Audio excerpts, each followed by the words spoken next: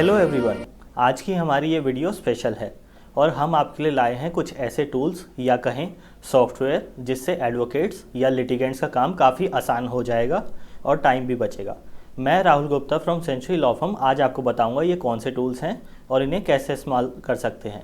इनमें सबसे मेन है court fees calculator of district court, DRT and consumer court. अक्सर ये देखा जाता है कि सूट की वैल्यू के हिसाब से कोर्ट फीस कैलकुलेट करना टाइम टेकिंग और डिफ़िकल्ट हो सकता है। अब आप इस कोर्ट फीस कैलकुलेटर से सिर्फ सेकंड्स में कोर्ट फीस कितनी रिक्वायर्ड है वो कैलकुलेट कर सकते हैं। इसके साथ साथ कुछ और भी टूल्स हैं, चलिए इनका यूज़ कैसे करना है जानते हैं। इन टूल्स का इस्तेमाल करने के लिए आपको सबसे पहले हमारी वेबसाइट centurylawfirm.in पर जाना होगा।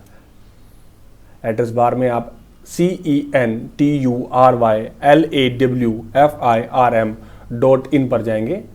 BCI का ये जो डिस्क्लेमर है उसको आप एग्री करेंगे। इसके बाद आप ब्लॉक्स पर क्लिक करेंगे। जैसे ही आप ब्लॉक्स पर क्लिक करेंगे तो कुछ इस तरह का पेज आपको दिखाई देगा। सबसे ऊपर यहाँ find your court and district पर आप जैसे ही क्लिक करेंगे अपना कोर्ट और डिस्ट्रिक्ट जानने के लिए तो कुछ इस तरह का पेज आपको दिखाई देगा। अब इस टूल्स का इस्तेमाल कर आप अपने पुलिस स्टेशन के हिसाब से अपना डिस्ट्रिक्ट और किस कोर्ट में वो केस जाएगा ये पता कर सकते हैं। एग्जाम्पल के लिए यदि मैंने हौज खास पुलिस स्टेशन दर्ज किया तो योर डिस्ट्रिक्ट साउथ डिस्ट्रिक्ट लिखा आता है और योर कोर्ट साकेत कोर्ट लिखा आएगा। इसका मतलब आपका जो हौज खास पुलिस स्टेशन है ये साउथ डिस्ट्रिक्ट के अंदर फॉल होता है और इस पुलिस स्टेशन के सारे केसेस साकेत कोर्ट्स के अंदर जाएंगे। फॉर एग्जाम्पल यदि मैं लक्ष्मी नगर लिखता हूँ, लक्ष्मी नगर, तो लक्ष्मी नगर ईस्ट डिस्ट्रिक्ट में फॉल होता है और इसका केसेस करकरडोमा कोर्ट के अंदर जाएंगे। ये आपको एक विंडो पूरी दी गई है जिससे आप अपने पुलिस स्टेशन वाइज अपने कोर्ट और अपने डिस्ट्रिक्ट का पता कर सकते हैं। नीचे यही सब चीज़ें डिटेल में खुली हुई है। आप चाहें तो इन विंडो का इस्तेमाल कर सकते हैं और चाहें तो नीचे जाकर देख सकते हैं।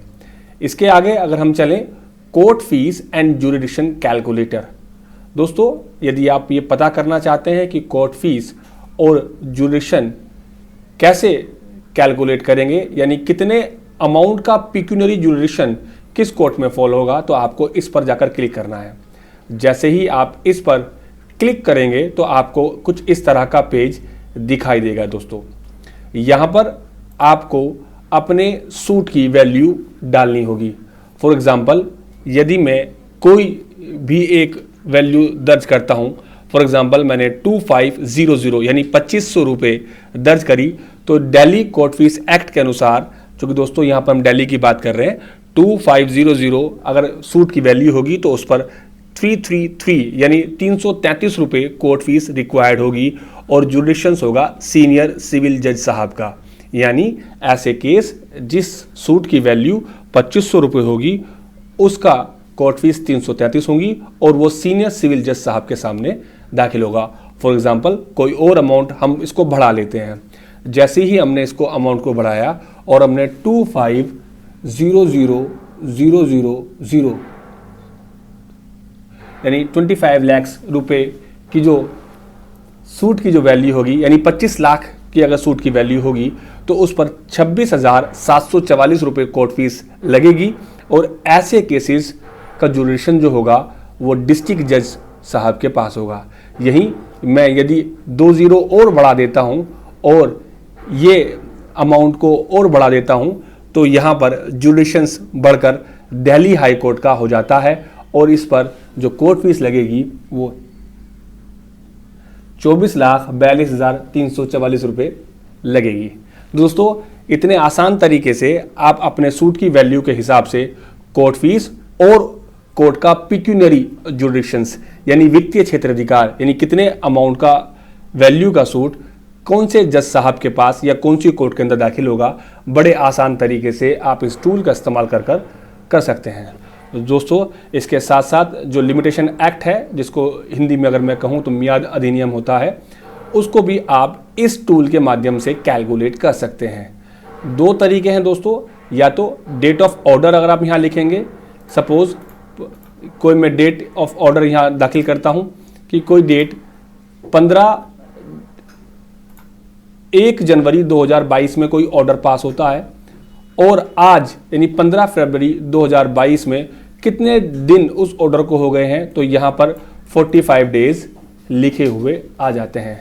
इसी के अनुसार यदि उस डेट से यानी 1 जनवरी से आप कोई डेट और कोई लिमिटेशन के पीरियड में कोई नंबर लिख दें, सपोज मैं लिखता हूं 102 दिन कब पूरे होंगे, तो नीचे दोस्तों आप देख सकते हैं कि 1 जनवरी 2022 से 102 दिन अगर हम इसके अंदर ऐड करें तो ये वेडनेसडे में 13 अप्रैल 2022 में पूरे हो जाएंगे। फॉर एग्जांपल 1/1/2022 में कोई ऑर्डर पास होता है और मेरे पास 90 डेज की लिमिटेशन है, तो मैं ये पता कर सकता हूं कि 1/1/2022 में पास हुए ऑर्डर के 90 डेज का लिमिटेशन जो है वो 1 अप्रैल 2022 में पूरा हो रहा है। यानी विद इन लिमिटेशन जब मुझे सूट फाइल करना होता है तो मुझे 1 अप्रैल 2022 तक वो सूट दाखिल करना है। इससे आपके कैलकुलेशन करने का तरीका और आसान हो जाता है। दोस्तों इसी के आगे अगर मैं चलूं तो consumer court fees and jurisdiction calculator, यानी कंज्यूमर कोर्ट की कितनी फीस लगती है और उसका पिक्यूनियरी ज्यूरिडिक्शन किसके पास होगा। आप जानते हैं दोस्तों कंज्यूमर कोर्ट के अंदर डिस्ट्रिक्ट फोरम होती है, स्टेट फोरम होती है और फिर नेशनल कमीशन होती है। तो कितनी वैल्यू का सूट कौन सी फोरम के अंदर या कौन से कमीशन के सामने दाखिल होगा, उसको भी आप इस कैलकुलेटर के माध्यम से आसानी से पता कर सकते हैं। फॉर एग्जाम्पल मैंने लिखा 1 2 3 4 5 6। दोस्तों जैसे ही मैंने ये दाखिल किया यानी इतनी वैल्यू के सूट पर हमारी जो कोर्ट फीस होगी वो रिक्वायर्ड नहीं है और इसका जो ज्यूरिडिक्शन है वो district consumer dispute redressal forum यानी कमीशन यानी CDRF पर इसका ये ज्यूरिडिक्शन होगा। वहीं अगर मैंने इस वैल्यू को और बढ़ा लिया तो वैल्यू बढ़ने के बाद अब जो कोर्ट फीस रिक्वायर्ड होगी वो 400 रुपये होगी और अभी भी CDRF यानी डिस्ट्रिक्ट कंज्यूमर रेड्रेसल फोरम को ही इसका अधिकार होगा। यदि मैंने वैल्यू और बढ़ा ली तो वैल्यू बढ़ते ही अब जो कोर्ट फीस रिक्वायर्ड होगी वो 2500 रुपये होगी और वहीं पिक्यूनरी ज्यूरिडिक्शन बढ़ने के साथ साथ अब वो केस CDRF में नहीं बल्कि state consumer dispute redressal commission यानी state consumer dispute redressal forum यानी स्टेट कमीशन में दाखिल होगा। वहीं यदि मैंने सूट की वैल्यू और बढ़ा ली तो इसके साथ साथ ये बता रहा है कि इतने वैल्यू के सूट पर इतने रुपए यानी 7500 रुपये फीस लगेगी और अब जो ज्यूरिडिक्शन होगा वो नेशनल कमीशन को होगा। यानी ऐसे केस जिनकी सूट की वैल्यू इतनी है वो CDRF या स्टेट कमीशन में न जाकर सीधा national consumer dispute redressal commission में दाखिल होगा। दोस्तों इसी के साथ साथ जो ट्रिब्यूनल्स हैं जिसके डेब्ट रिकवरी ट्रिब्यूनल इसको हम बोलते हैं उसके फीस कैलकुलेटर भी आपको यहाँ देखने को मिलता है। दोस्तों ऐसे ही जो DRT है उसके अंदर यदि आप कोई एसे फाइल करते हैं और आप बोरोवर हैं तो जितना भी आप पे आउटस्टैंडिंग अमाउंट है यानी जो नोटिस वो देते हैं जिसको सरफेसी एक्ट के अंदर 13(2) का नोटिस कहा जाता है, उसके अंदर जो भी अमाउंट वो क्लेम कर रहे हैं, मान लो बैंक ने यानी जो जिसने आपको लोन दिया है या कोई भी फाइनेंशियल इंस्टीट्यूशंस जिसने आपको लोन दिया है वो अमाउंट क्लेम करता है कि आप पर इतना अमाउंट ड्यू है।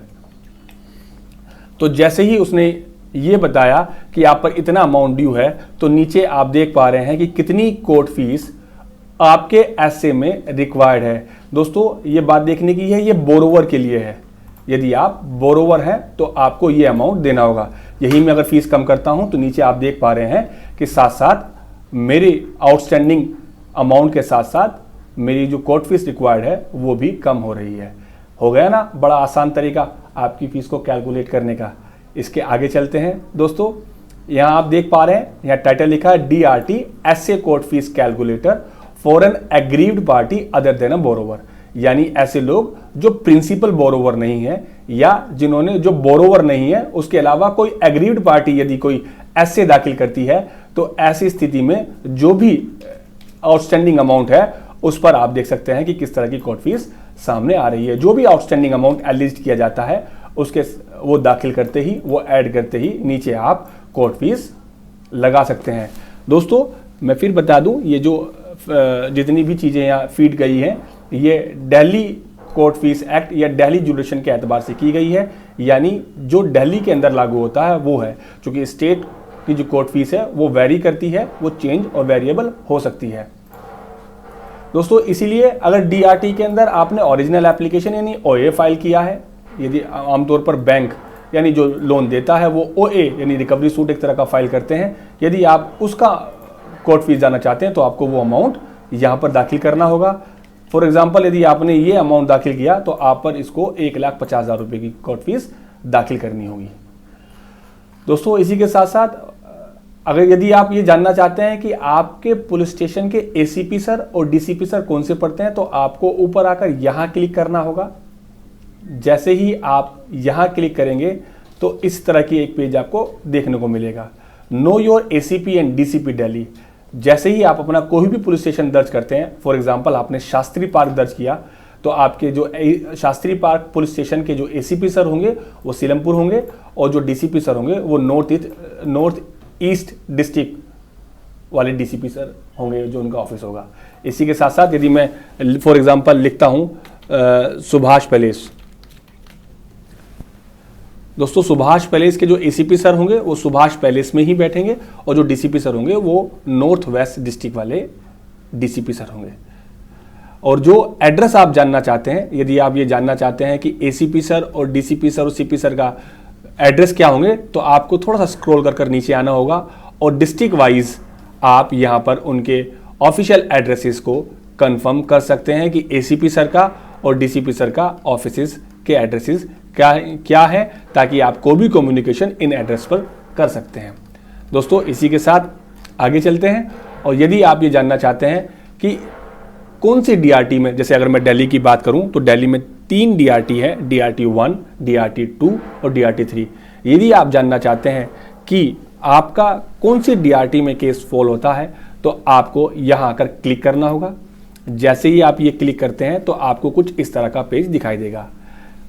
आपकी जो मॉर्गेज प्रॉपर्टी है जिस भी पुलिस स्टेशन में फॉल होती है, आप उस पुलिस स्टेशन को यहाँ पर दर्ज कीजिए। फॉर एग्जांपल आपने मेहरौली दर्ज किया तो मेहरौली पुलिस स्टेशन के अंदर फॉल होने वाली प्रॉपर्टी के जो केसेस होंगे वो डीआरटी 1 में दाखिल होंगे। इसी के साथ साथ यदि मैं इसको चेंज कर वसंत कुंज कर लेता हूँ तो डीआरटी 1। इसी के साथ साथ यदि मैं इसको प्रीत विहार लिखता हूँ तो प्रीत विहार के केसेस डीआरटी 2 में होंगे। और दोस्तों ये जो जुडिशंस लिया गया है ये इस गजट नोटिफिकेशन से लिया गया है ताकि ऑथेंटिकेट रहे, क्योंकि जो डेटा हमारे पास अवेलेबल है उसकी सोर्सेज ये है दोस्तों। इसी के साथ साथ यदि आप ये जानना चाहते हैं कि आपका कंज्यूमर कोर्ट का जुडिशन कौन सा है, यानी किस कंज्यूमर कोर्ट में या किस कंज्यूमर फोरम में आपका केस दाखिल होगा, तो पुलिस स्टेशन वाइज दोस्तों आप ये भी पता कर सकते हैं। जैसे फॉर एग्जांपल यदि आप लोधी कॉलोनी पुलिस स्टेशंस में रहते हैं या लोधी कॉलोनी पुलिस स्टेशंस का जुडिशन बनता है, तो आपका जो डिस्ट्रिक्ट कंज्यूमर कमीशन होगा, जो कंज्यूमर फोरम होगी, जो कंज्यूमर कोर्ट होगी, वो south Delhi 1 district consumer dispute redressal forum होगी। इसके एड्रेस पता करने के लिए आप स्क्रॉल कर नीचे देख सकते हैं, यहाँ आपको इनके एड्रेसेस और फ़ोन नंबर मिल जाएंगे। उम्मीद करता हूँ आपको हमारी ये वीडियो पसंद आई होगी। अगर आप चाहते हैं कि हम और किसी स्टेट के भी कैलकुलेटर ऐड करें तो आप कमेंट बॉक्स में हमें लिख सकते हैं। हम कोशिश करेंगे जल्द से जल्द उन्हें भी ऐड करने की। हमारी वीडियो को लाइक और शेयर करना ना भूलें। हमारे चैनल को सब्सक्राइब कर दें। Thank you.